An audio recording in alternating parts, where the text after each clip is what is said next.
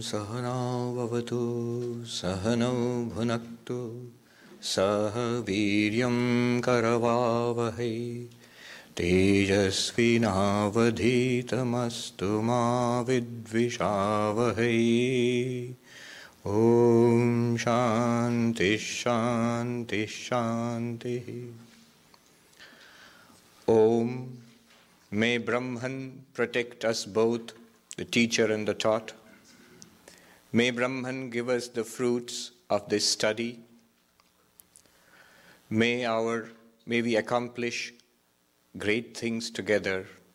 May this study enlighten us. May there be no disharmony amongst us. Om, peace, peace, peace. Welcome to the first class on, the subject is Introduction to Vedanta, or Vedanta 101 as somebody put it.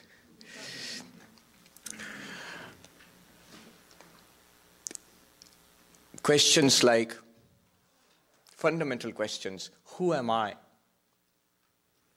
What is God exactly? What is the purpose of life? How can I get permanent satisfaction, happiness, if at all, if that is possible? How can I overcome sorrow? What is this universe which we see spread out before us? If these questions and questions like these, if they are of interest, and they are of interest to everybody, these are fundamental questions, then this course is for you. This set of classes which we are starting this evening is for you. The answers that we will discover over the course of several evenings to follow, these answers are the answers provided by the most ancient civilization on this planet. The answers given, answers found by the sages of the most ancient religion existing on this planet today. These are the answers that we get from Vedanta. Now, in a course like this, it would be customary to start with an introductory lecture. Where I tell you what Vedanta is and what the fundamental texts are, and many preliminary questions. What is expected of us, what are the preparations, so on and so forth. But I shall not do none of those things to begin with today, for two reasons. One is that none of you, almost all of you, have been coming to the Vedanta Society for quite some time, so none of you are novices to Vedanta. And I'm sure all of you, even if there are a few who are coming for the first time, you are all spiritual seekers, we are all spiritual seekers. So these questions are not new to us. Even the answers are not new to us. So I shall not start with a usual formal, boring introductory lecture. That's the first reason why I shall not do that now. The second reason is I have selected for this class a little text.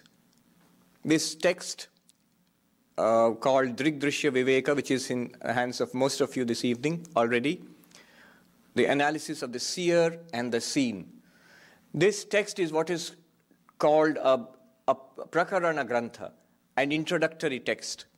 Loosely translated, it would be exactly what we have called this course, Introduction to Vedanta. So this text itself is an introduction to Vedanta, and this text is a very interesting text. One reason I've selected it is because it has certain very unique characteristics.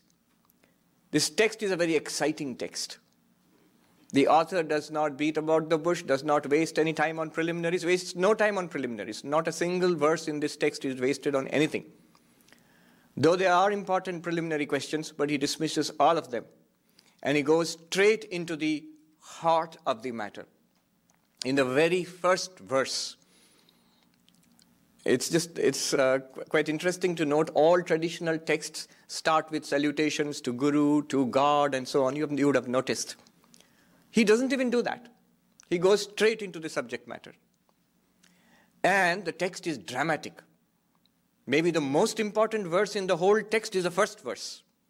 And there are other remarkable verses which come up one after another, which have become famous in the entire corpus of Vedantic literature.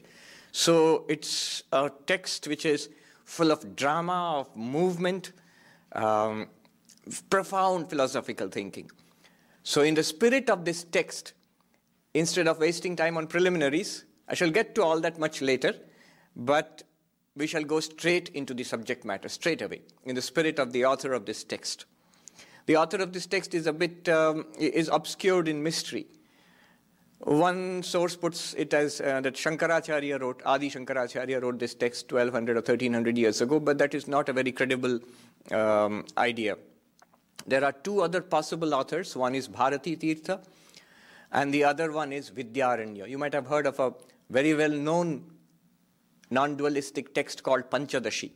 So the author of Panchadashi, Vidyaranya, was probably the author of this text, but no author is mentioned. If he was indeed the author of the text is 600 years old, 6 centuries old. But you'll see how fresh it is and how powerful it is. So without any further introduction, further advertisement, since I've already got a captive audience, let's go straight into the text. The way I'll approach it is, this is of course a Sanskrit text, but you needn't worry. I presume no knowledge of Sanskrit, and I'll indeed have very little to do with the Sanskrit in the text. But I will chant the Sanskrit, and you can follow after me if you like. And then it will be entirely in English with a smattering of few Sanskrit terms, which I will explain a number of times.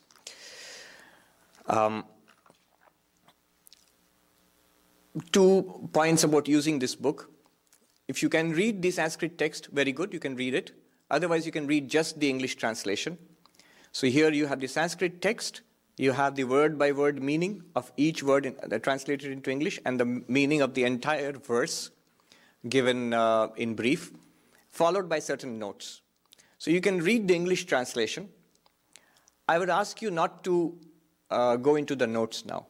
I would ask you to concentrate on what I am saying. Later on, if you like, you can go to the notes. Often the notes are not very helpful. They're a bit dense. So focus on what I am saying and try to follow that. The book has 46 verses. There are 2 versions of this book, one with 31 and one with 46. The entire text is here. But traditionally, it is said that the 31 verses 1 to 31 are the original verses, and we will see that it completes the whole text. So we shall study 1 to 31. The scholars feel that the verses from 32 to 46 have been added later. So we will not go into all that. When we study this, the procedure I would like us all to follow is threefold. First, we shall study the verse, shall talk about, translate the meaning and talk about the meaning. So, the first stage is, am I able to repeat back what is there in the text? I won't ask you to repeat back the Sanskrit original, though that is what is done in traditional, traditional gurus in Uttarakhand. They will ask the students to memorize the text. I will not do that for fear of scaring away the audience. But what we should require of ourselves is that once I read it and I listen to it, can I repeat back what the book says? Can I repeat back what the book says? I'm not asking you to say that you have understood what the book says. The first stage is simply to repeat back. This is what the book says. Maybe I don't understand it. Maybe I don't believe it. But can I say what the book said? That's the first stage. And that's the basis. Without that, we are lost. So the first thing is, what did the book say? In the next stages, do I get it? Do I understand intellectually? Do I understand what the book said? That's the second stage. So I should be able to answer questions, doubts which come up in my mind. I should be able to answer that. So do I understand what the book said? And the final and most important is it real to me? Is it real to me? That what the book says is, can I recognize it as a fact? If you can recognize it as a fact, that's the last stage or the penultimate stage to enlightenment. I wouldn't require that of anybody, not you and not myself, because then we would mostly be disqualified. If you see that all these things become fact to you immediately after you read it, that's setting the bar too high. But these are the three stages of grasping the meaning of these verses. First, what did it say to me? Second, do I understand what it's trying to say? Third, can I acknowledge that it's the truth, it's the fact, it's a fact. Right. With having said that, let's plunge straight into the text. Let's see what this author, 600 years ago, in South India, in the state, what is the state of Karnataka now? It was the Vijayanagar kingdom, 600 years ago. What the author has to say to us in Hollywood in the 21st century. And we'll be stunned at how profound some of these things are. I was reading a few days ago that every year nowadays, every year we publish more books were published in 2015 than have been published in all of human history until the 21st century. That is true. Thousands, tens of thousands, hundreds of thousands of books and monographs are published. But you know, how many of the greatest books of humanity, and maybe a few hundred or few thousand books have been published in the last 2,000 years until the 19th or 18th or 19th centuries. But you will see among the greatest books that we have of humanity, our human civilization, those are the few books which were written hundreds of years ago. And of the books, thousands of books which we published last year, I don't know how many will be remembered this year or the year after. So this book is like that. It embodies timeless wisdom. The core of not only Hinduism, this is the core of all religion, especially in this modern age, the age of reasoning and questioning. The answers are here. We shall see all that as we go in. I shall read, please follow after me, then we shall discuss. Rupam drishyam lochanam drik tadrishyam driktumanasam drishyadhivrittaya sakshi drigeva natu drishyate. This is the verse. What does it mean? We'll leave the Sanskrit alone for the time being. Now, focus carefully on what I've got to say. Focus as you have never focused earlier. I am going to talk about this verse in 4 stages. Stage 1, stage 2, stage 3, stage 4. And all throughout, I would like us all to remember one operating principle. One operating principle alone. What is that operating principle? The seer and the seen are different. The seer and the seen are different. Seer means I am the seer. Literally, seer here means the one who is seeing. I am the seer. And this book here is the seen. And they are obviously different. You can clearly see they are different. What do you mean by different? Different entities. The one who knows is different from that which is known. The subject is different from the object. This is the operating principle. And here the book is not asking us to accept anything on faith. It's common sense. That's what we accept anyway. Eyes see something, and what the eyes see is different from the eyes. That's common sense. We know this. Everybody knows this. And the book says that is sufficient. Just hold on to that. That is number 1. And that's the important principle that we have to hold on to. Now, what does the verse say? Stage 1. I told you 4 stages. Stage 1. The verse starts very simply. It says, forms, colors are the seen. That which is seen. Eyes are the seer. The eyes are the seer. The eyes see and the forms are seen. They are not making a sophisticated statement. not a scientific statement, not a deep philosophical statement, just common sense, just the way we experience the world. Eyes are seeing, and the forms and colors in the world are seen. Now, what is the principle that we are going to hold on to? The seer and the seen are different.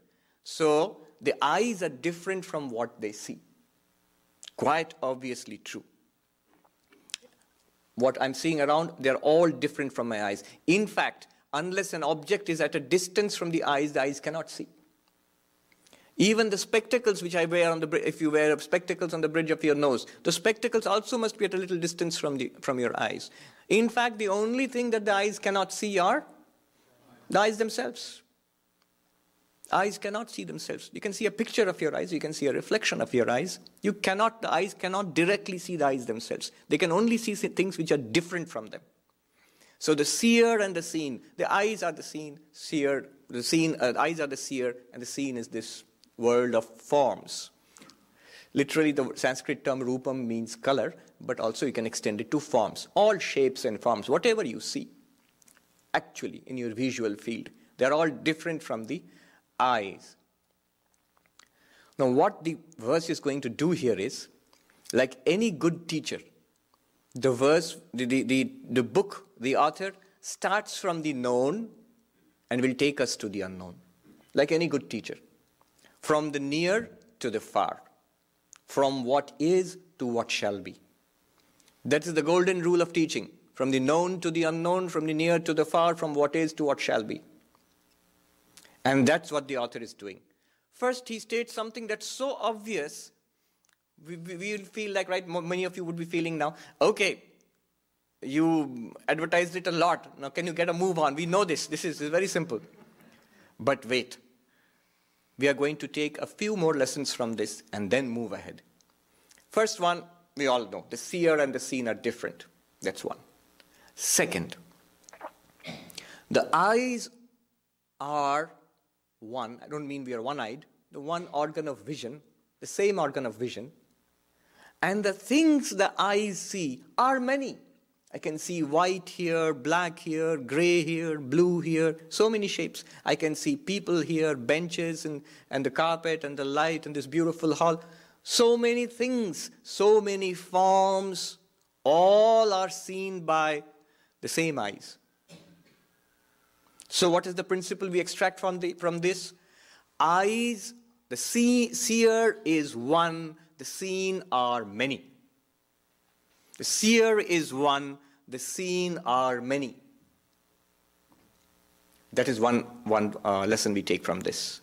The second lesson we take from this is, if you sit and watch here, I'll find what I see is continuously changing. This hall was empty, people came in, this hall was dark, it has been lit up, after some time we'll all go away. What you see keeps on changing, isn't that so? The eyes being relatively the same and unchanging, relatively. It's part of the body and body is changing, of course. But relatively unchanging, what it sees continuously changes. So the seer is relatively unchanging, seer remaining unchanging, the seen keep changing. The seer remaining unchanging, the seen keep changing. So three things we are taking from this.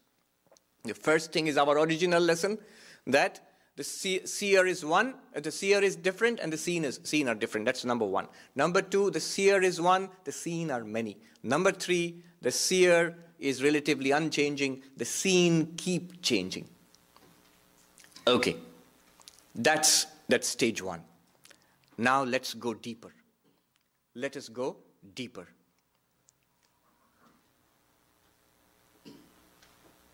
The book tells us, the first verse tells us, the eyes themselves become the seen, and the mind is the seer. The eyes themselves become the seen, and the mind is the seer. Now, what does it mean? It means, not only do I see the world with my eyes, but I also know with my mind, my eyes are open. This guy is boring me so much, I can't keep my eyes open. I know it. I can see very well. I know that. My eyes are good. I can't see very well. I need spectacles or contacts. So the conditions of my eyes, those are known to me. Who knows that? Not the eyes themselves. The mind reflects upon the condition of the eyes. So the mind is the seer. Now the word seeing is used metaphorically. It means the knower. So the mind becomes the seer, eyes become the seen. The mind becomes the knower, the eyes become the known. The mind is the knower, the seer, and the eyes become the known or the seen. Fair enough. We know all the conditions of the eyes and all the body, in fact. Not only the eyes, the same applies to the ears and the nose and all the sense organs. In fact, the whole body. It is the known and the mind is the knower. Now let's apply the 3 lessons we learned earlier. The 3 principles. The first and fundamental operating principle. The seer and the seen, the knower and the known are different. Is it true that the mind is different from the eyes? Yeah. Pretty obvious. Mind is, whatever the mind is, it's definitely different from the eyes. Different from the ears or the nose or the skin or the tongue. So, the mind is different from the sense organs. Number 1. Number 2, the conditions of the eyes keep changing. Or the conditions of the eyes and the ears and the nose, they are many. Sometimes eyes are good, sometimes the ears you cannot hear well, and so on. All of these variety of the conditions of the sense organs of the body is known by the same mind. The same mind knows the variety of conditions of the different sense organs in the body. Second.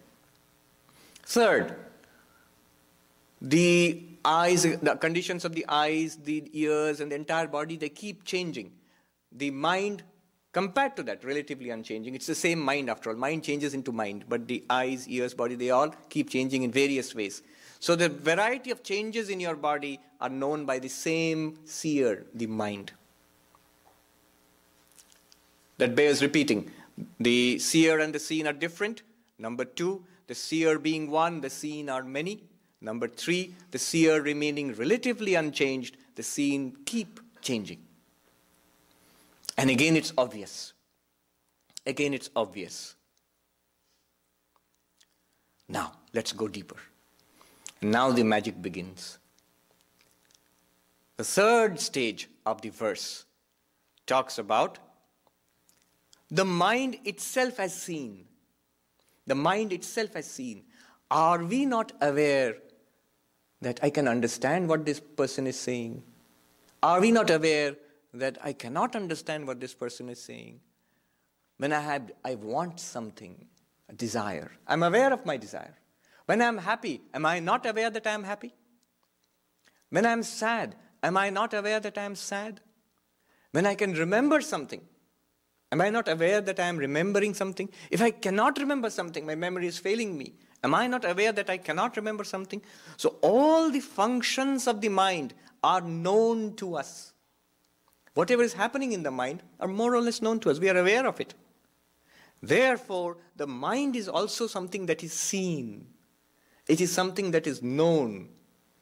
We can immediately do it. Close your eyes and look into the mind. It's called introspection. You can do it. So, the mind is something that is known. If the mind is known, the mind is something seen. And there is a seer of the mind. There is a knower of the mind. What it is, we don't know exactly, but we can call it the witness. The Sanskrit term is sakshi. Let's call it the witness. Why would you call it the witness? Because it is that which sees the mind. It sees the mind. So the mind becomes seen, and there is a seer of the mind within us. So what? Well, here is where things start getting fun. Let's apply those 3 lessons. Number 1, the seer and the seen are different. So that which the witness which watches the mind is different from the mind. And the second one is the seer remaining one, the seen are many. Thoughts, feelings, emotions, ideas are many in the mind. A continuous stream of movement in the mind. Always. The knower of the mind is the same. Third, the mind has many types of His mind is continuously changing. So many types of thoughts, feelings, emotions, the mind is manifold, the knower is one. And the third point is the mind is continuously changing. The sakshi, the witness, is not changing. It watches, unchanging. These three lessons. So what? Well, here's where I usually tell a story. It was a very interesting, instructive story. There was this businessman in India who had problems like businessmen do. And what they do in India is they go to a Swami. And the Swami usually lives in the Himalayas. And the higher in the Himalayas, the wiser he's supposed to be. You live, higher you live, the more wisdom you're supposed to have. And it gets colder and you're supposed to wear less and less clothes as you go up there. And that's a really great Swami. I remember seeing this cartoon in Reader's Digest long, long ago. And they had this comic, peaks, mountain peaks, just like triangles, very sharp up there. A small one, a medium one, and a very high one. And on each of them, these peaks, there were 4 or 5 of them. Each of them, there is a Swami sitting there on the peak itself, in a yogic pose with long beard and looking up. Each of them were looking up. Now, when you look up at the highest peak, what are they all looking up at? On the highest peak is a television set. So they are all looking up there. So this businessman, this chap, he goes up to a pretty great Swami who lives very high up in the Himalayas, and he says to the Swami, "Oh Swami, I am miserable. I am miserable. Help me." Swami says, do you experience your misery? Do you feel your misery? He says, "Of course I do. That's why I've come to you." Then he says, if you feel your misery, if you know your misery, then you cannot be miserable. You are the knower of the misery in your mind. Because the knower and the known are different. Misery is a feeling in your mind. If you are aware of it, you are that which is aware of the feeling in the mind, aware of the misery in the mind. That which is aware of fear is not fearful. That which is aware of sadness is not sad. Now, this person thought about it. And if you think about it, if you do that, the result will be, at the very least, the problems in the mind will become a little quieter. The moment you put some psychological space between the problems in your mind and yourself, then what happens is, we start questioning whether these belong to me. I'm aware of it, but do they belong to me? You say, of course they belong to me. Why? Have we ever asked this? Does the mind belong to me? Of course, we think we are the mind. If you make a distinction between yourself and the mind, you'll say, Swami, at the least, even if I am not the mind, all right, I can grant you that, but at the least it's my mind. So I care whether there's sadness in the mind or misery in the mind or ignorance in the mind. But is it really your mind? What kind of question is that? Of course it's my mind. Well, think about it. You go on a train, you board a train here, a day train, and you have a passenger who sits in front of you, and you get to know this guy, you know his name and what he does, and you can see him, what he looks like, or what he talks like, everything you know about him. After a few hours, he gets down and he's gone. Just because you know about him, just because you are with him for a few hours, he doesn't belong to you. Never has, never will. Anyway, more of that later. Now, the man thought like this, mind calmed down a little, as it will, you can try it. And he came back to the Swami, and he said, Swami, you are right. That's really profound, Swami. I am very peaceful now. The real fun starts now. The teaching, that was not the teaching comes now. And the Swami immediately says to him sharply, no, you are not peaceful. You are the knower of the peace in your mind. You see how profound that is. The moment I say there is misery in my mind and I get attached to it, and the Swami teaches me, That which I'm aware of is different from me. So I'm aware of the misery in my mind. So I am different from the misery in my mind. And the misery sort of diminishes, sort of becomes controllable. You can ignore it. And mind feels peaceful. The moment I say I am peaceful, I am again attached to the mind. What will happen is, this chap, when he goes down from the Himalayas into Delhi or whatever else, like you go away from here into 101, the peace disappears again. That's the nature of the mind. If you're attached to the peace in your mind, the moment the mind loses its peace, you say, oh, in the Vedanta society or in the Himalayas, I was so peaceful. Now I have lost the peace in the mind.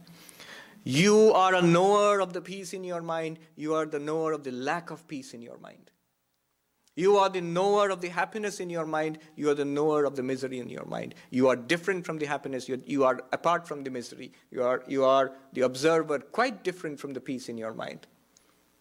In fact, thus being different from the peace or the lack of peace in your mind, that is true peace. In the Upanishads, Mandukya Upanishad, one of the names for the Atman, the self, one of your names is peace. Shantam Shivam. The name of the Atman is peace. It's not that the Atman, that the spiritual self is peaceful. It is peace itself. Whether the mind is at peace, whether the body is at peace, whether the world is at peace, you are eternally undisturbed. That peace, that is the witness. That is what you are. Even when you clutch the mind to yourself, this is my mind. The misery of the mind is my mind. The ignorance of the mind is my mind. The unspiritual nature, the worldly nature of the mind is my mind. Even then, we are telling ourselves something that is false. We are attached, so strongly attached to the mind and through the mind to the world. I often give this very stark example we find in the Vedanta among the Swamis in the Himalayas. Think of the greatest possible attachment in the world. The greatest possible attachment, human attachment in the world, is the attachment of a mother for her baby. The greatest possible attachment. And it's a good attachment. The baby needs it. But it's the greatest possible. It's extremely strong. Whatever the mother does, somewhere at the back of the mind will be an awareness of what the child is doing and how the child is. Now imagine that mother, when the baby goes to sleep and finally the mother goes to sleep. I can see some ladies smiling. Swami, you don't know anything about babies. Mothers do not get much sleep. Yes, but when the mother finally goes to sleep, that mother, so tremendously attached to the baby, would not like to be separated from the baby for more than a little bit of time. That mother happily, completely, totally forgets the baby. Not unwillingly, willingly goes into deep sleep, complete forgetfulness of the world, of the baby, of her own body, everything forgotten. And the mother does that every night. And does it willingly and happily. It's a common experience. We never reflect upon it philosophically, what it means philosophically. So, whatever is there in the mind, you are the witness of that mind. And the witness is ever separate from the mind. The very fact that you are the knower of the mind means you are not the mind. Not yet Vedanta, very far from it. But already, just about every problem in the world is solved. What a strange statement, Swami. Think about it. Problems are in the world, or in our bodies, or in our minds. If you are separate from the mind, you are an entity, you are independent of the mind and the body. The problems of the mind and the body do not touch you. You may be aware of them. When they come up, you are aware of them. When they go away, you are aware that the problems have gone. But they are not your problems. They never were, they never will be. You are free to hold on to them. My misery, my poverty, my failure, my desires. You are free to hold on to them, but they do not belong to you. You have to learn to let go of what you cannot hold on to. It will go away anyway. It has come, you imagine that you are holding on to it. It will go away. However hard you hold on to your worst problem, it goes away. It goes away every night. Just think about it. The guy with the worst kind of problems in the intensive care unit of the what's the hospital, Cedar Sinai? In the intensive care unit of that hospital, dying, multiple diseases, organ failure, no hope. The moment that guy goes into sleep, into deep sleep, that guy's deep sleep and the billionaire's deep sleep and Obama's deep sleep, the president, most powerful country in the world, their deep sleep is exactly the same. No problems. All right. Now, learning to let go. I can't help but tell you that little story here. It's another of the stories the Swamis in the Himalayas tell. What is this learning to let go? There was this monkey, a farmer, who used to keep bananas in a jar. And the jar had a narrow neck. And there was a monkey who watched this. And when the farmer would go a little distance away, the monkey would come down from the tree and put its hand in the jar and take out the bananas and run away. And the farmer thought, how do I control this pest? So what he did, he got a jar with a much more narrower neck. And he put it there and he forced the bananas inside one by one. The monkey watched all this. When the farmer went a little distance, the monkey climbed down, put its hand in, you can imagine the triumphant grin, and caught hold of the banana. But the problem is now, it can't pull the banana out of the jar. Because the neck is not wide enough for the banana and its hand. And the farmer comes and trashes the poor little monkey, gives him a solid beating. Now, how can the poor little monkey, it's not very poor, but a pretty naughty monkey, how can the monkey escape the thrashing? The only way the monkey can escape is to let go of the banana. But the monkey doesn't occur to it, so attached to the banana tremendously, I will not let go. And it takes a beating. You can just let go. And it can run away. But it will not let go. It is not trapped. The only thing that traps it, its desire and its confusion. That I cannot take my hand out. You cannot take your hand out because you're holding on to something which is not part of your hand. How does the monkey escape? By letting go of the banana. Letting go of the banana, the monkey becomes a monk.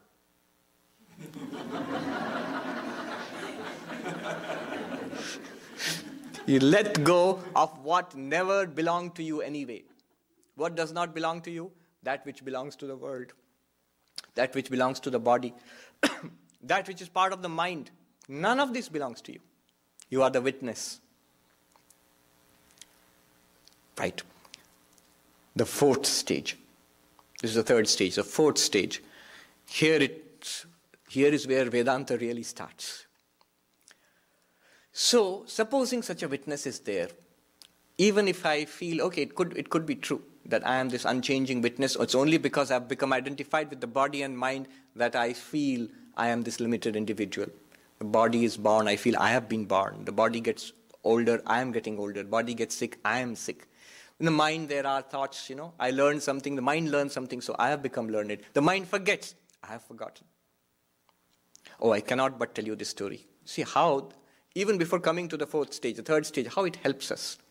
One of the greatest scholars I've met, master of both Eastern philosophy and Western philosophy, a philosopher. He's still alive. I met him at one of our ashrams in India. And he had a mild stroke. He taught in USA, in Germany, and in India. So he's old now. He had a mild stroke. And he was a little depressed. He told me, Swami, I am forgetting what I have learned. And I feel bad. Imagine somebody who's gathered millions of dollars over the years through hard work. And suddenly economic bust or whatever, and he loses it.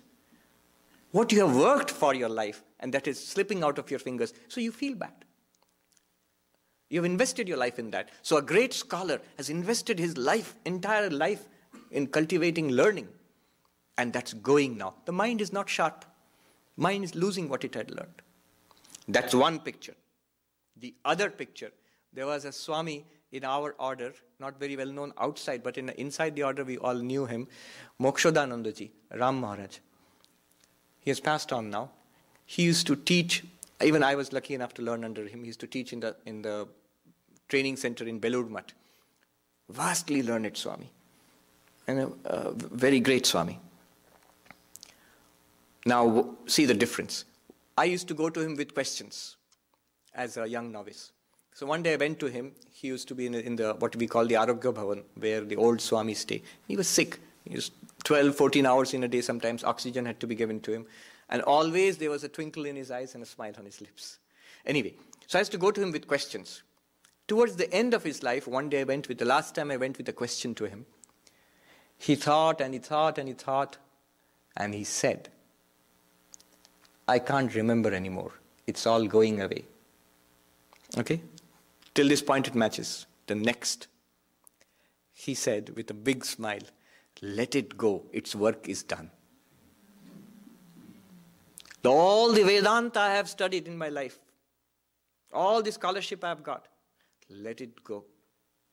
Its work is done.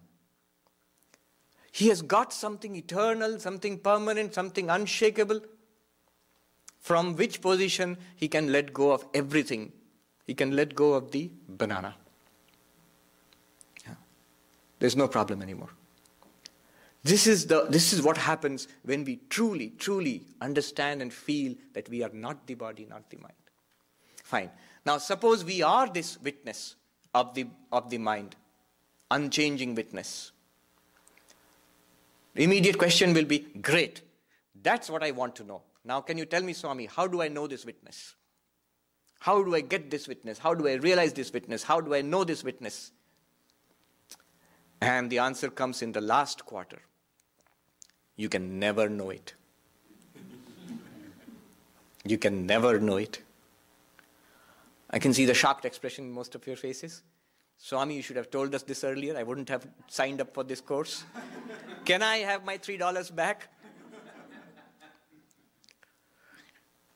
More than 100 years ago in London, Swami Vivekananda was giving a talk on Advaita Vedanta, on Jnana Yoga, and he said exactly this thing. The self cannot be known, is not an object of knowledge. Then he says, hurries on and says, but you must not go away with the idea that it is unknown.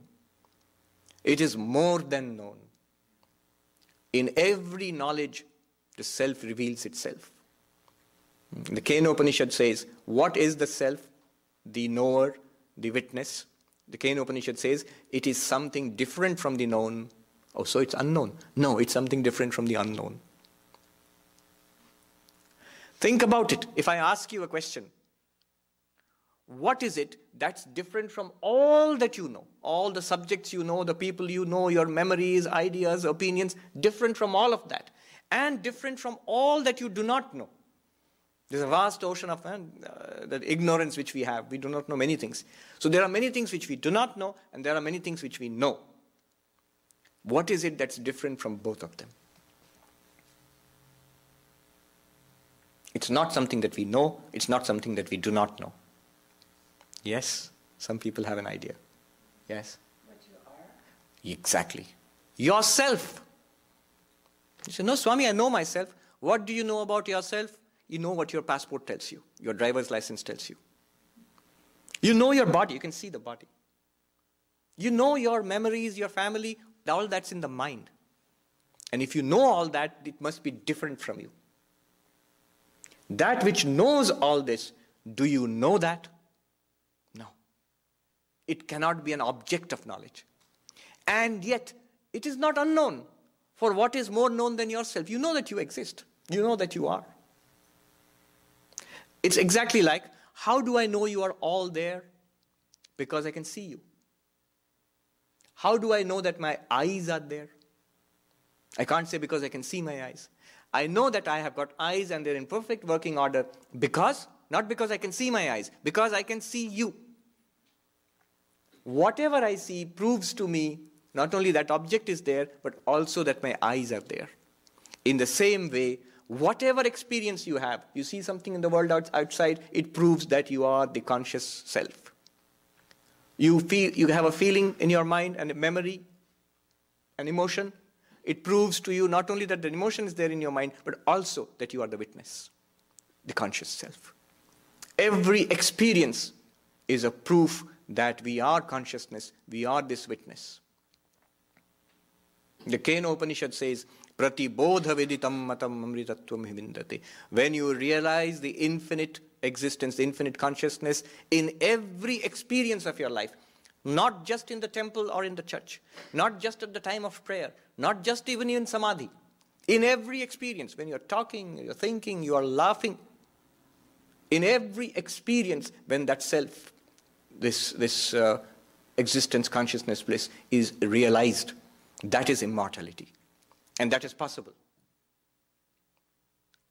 So the fourth quarter says, this self, the witness, is the true seer. What about the mind?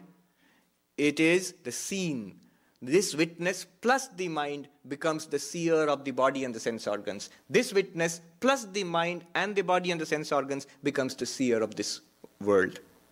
But the true, real seer is this witness alone. Everything else is the seen. This witness is the knower. Everything else is the known. And this witness is separate from all that is known. This witness is unchanging. Everything else is changing. This witness is one. Everything, all others are multifarious, multiple. This is, in brief, the explanation of just the first verse. I'll say one more thing, and I'll throw it open for questions. Last 10 minutes or so, we can have questions, I think. So, just one more thing. I said there are 3 stages of understanding these verses. One stage is, you should be able to say now what the verse said, number 1. Number 2 is, understand what it said. And number 3 is it a fact for you? Is it real for you? Look at it, take it stage by stage. The first stage says, the eyes are different and the forms are different. Is this real? Is this a fact for you? Do you have to believe this? Is it high philosophy? No, it's common sense. Is it a fact? Yes, it's a fact that my eyes are different and this book is different. It's a fact. I don't want to learn about this. The book is just telling me what's already a fact, just drawing my attention to it.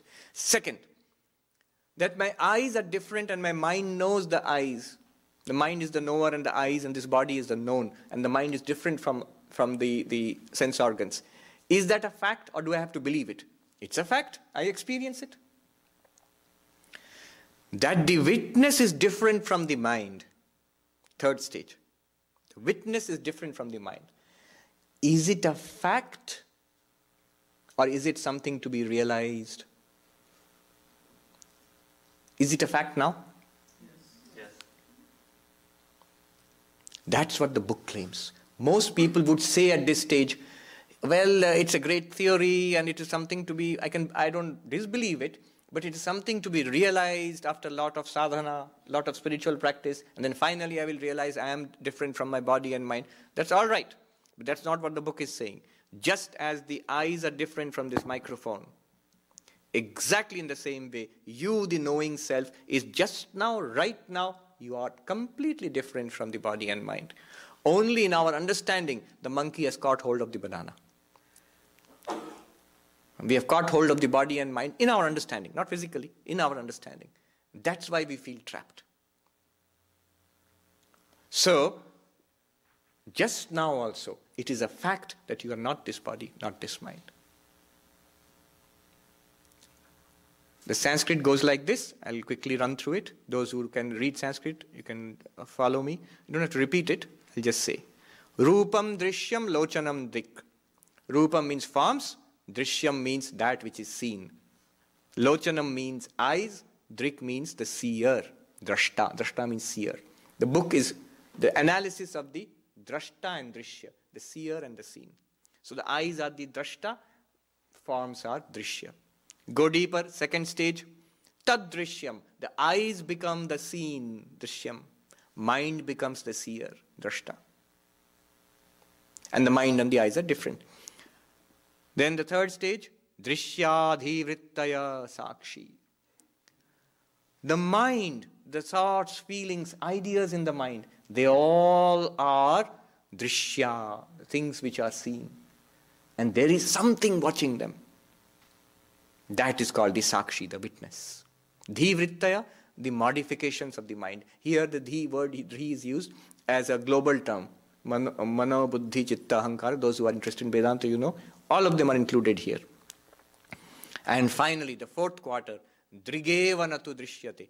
That Sakshi, that is the real drashta, the real knower, the real seer, that never ever becomes an object of knowledge. Never ever becomes an object of knowledge. And that is who you are. That is who you are. That is who I am. Many questions will come about this. If that's what I am, why don't I know it? If I am this permanent witness, why is it that sometimes I'm aware, sometimes I fall asleep, so consciousness comes and goes, what happens to this witness? All those questions will come. What is this world? How was this created? What is its relation to the witness? Why is it there at all? Things like this. So many questions are there which will come up one by one. I will stop here and we'll do a peace chant and we'll throw it open for questions. We have 10 minutes for questions. Om Shanti Shanti Shanti Hari Om Tat Sat Shri Ram Krishna Arpanamastu. Any questions? Yes, there's a question there. Alok. Let's say I get punched in the stomach, and how do you separate the witness from that pain, or is there a way to do that? You have a pain, an ache in your stomach, suppose. Somebody punches me in the stomach. Well, first of all, deal with the guy. You can punch him back or whatever. then you can do Vedanta.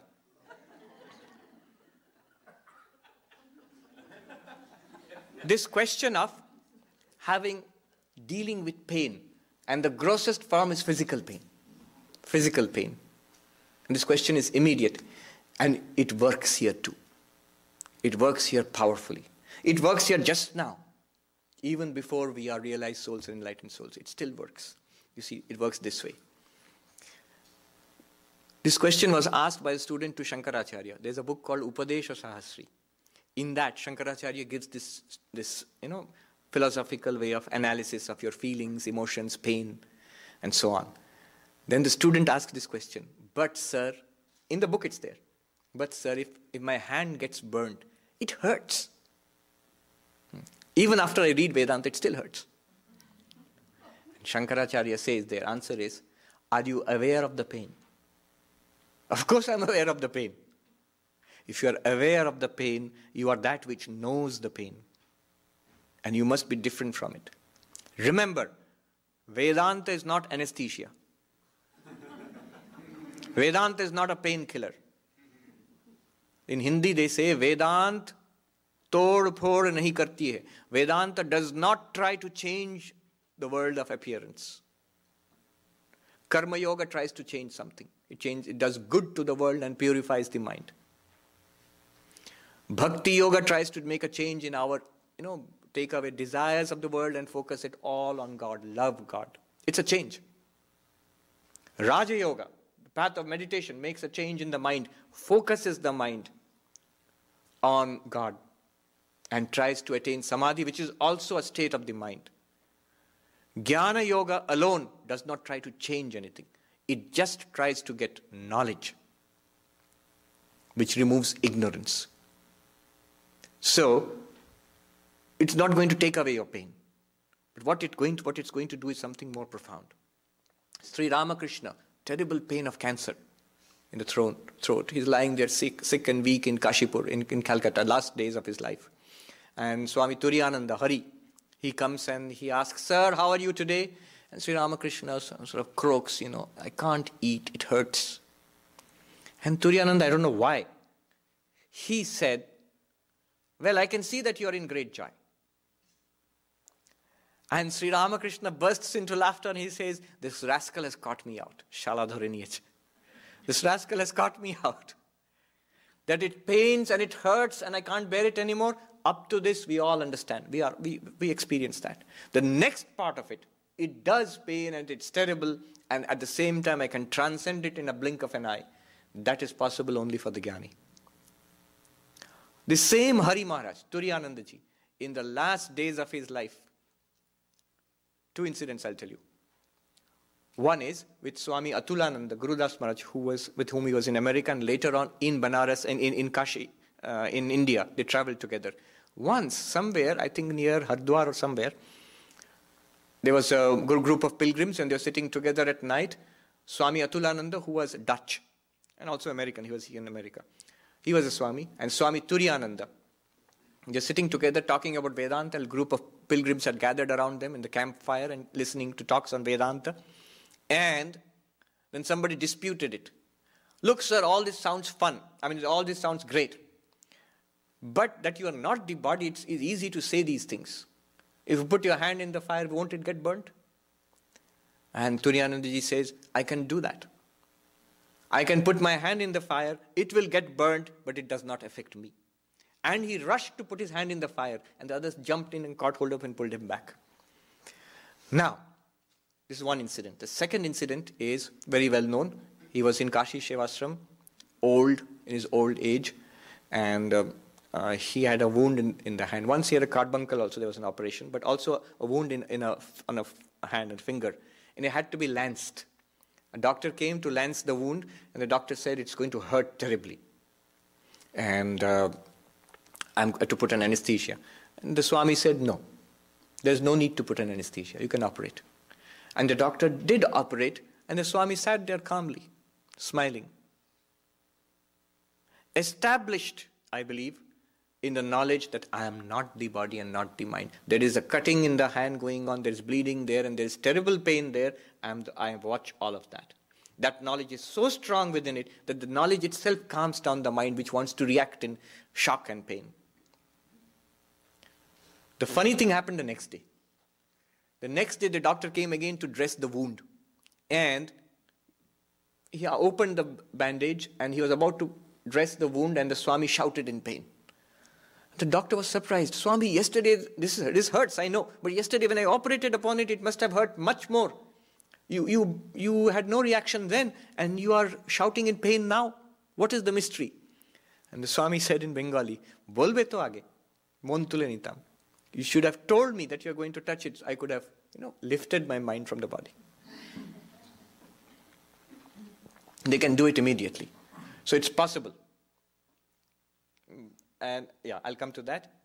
But I cannot help but add the funny sequel to all these stories. This is a well-known story. I don't know how true it is. Among monks of our order, it is well known. It seems some monk read a lot of Vedanta, all these books and everything, and was convinced about it. And one day he had an operation, somewhere, a minor operation. And the doctor said, do you need anesthesia? And he said, no, I am the Atman, Chidananda Rupa Shivoham. Go ahead and cut. Are you sure, Swami? It's going to hurt. What do you say? Hurt like blazes. And Swami said, of course, it can hurt, but I'm the witness of the pain. And the moment the knife just cut through the skin, the Swami shouted, stop, stop, stop. Swami, what happened to your Vedanta? And this works best in Hindi. Then I'll translate. He said, wo shala kitab ka baad kitab mein reh gaya.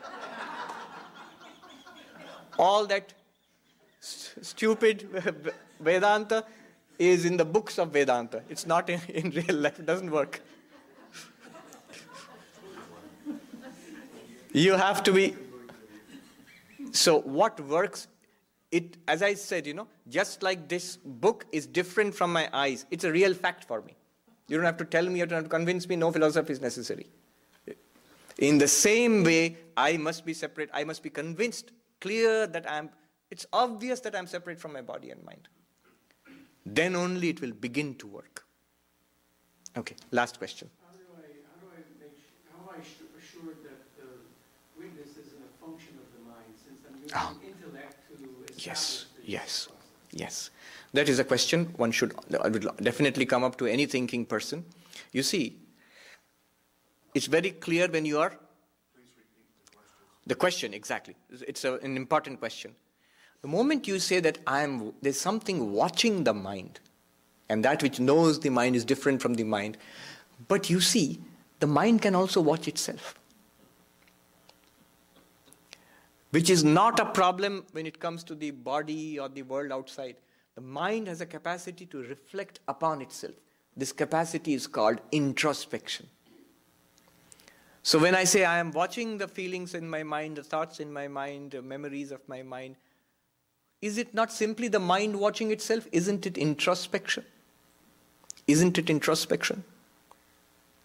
I will answer that I'll just give you the answer in brief in two ways. Just consider it. One answer is a standard answer given in Advaita Vedanta. The clear proof that you exist apart from the mind will be if you have an experience where the mind is not there, but you are there. Isn't it? And they say deep sleep is exactly such an experience which we have all the time. If you say, no, in deep sleep I was not there. You were not there, then who slept? No, it's just the body was sleeping. But you wake up and you say that I slept happily. I did not know anything. Nakinchid avedisham sukham aham asvapsama. I slept happily. I did not know anything. If you did not know anything, that is also an experience. Something must have experienced it. I'll leave that with you. There's a lot of argument about this, a lot of thinking about it. And there are different schools of thought. But that apart, let me give a more subtle but much more simple example. When you are not introspecting, when the mind is not watching itself, are you at that moment still not aware of the mind? When you do not think about yourself, I am watching the mind, don't do it.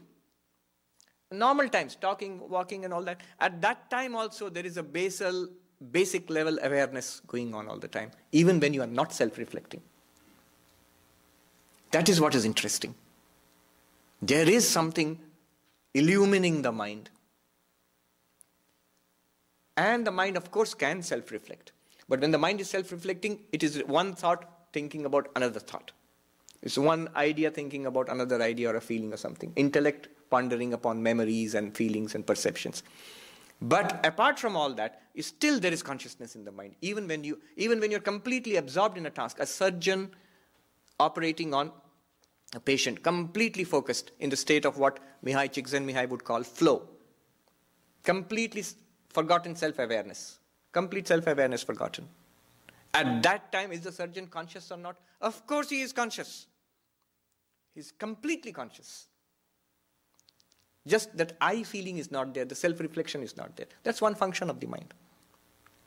So, the witness is different from the ego. Witness, in fact, one of the definitions of the witness in Advaita Vedanta is the witness of the ego. Buddhescha sakshi. In one of the hymns of Sri Ramakrishna we find, Buddhescha sakshi.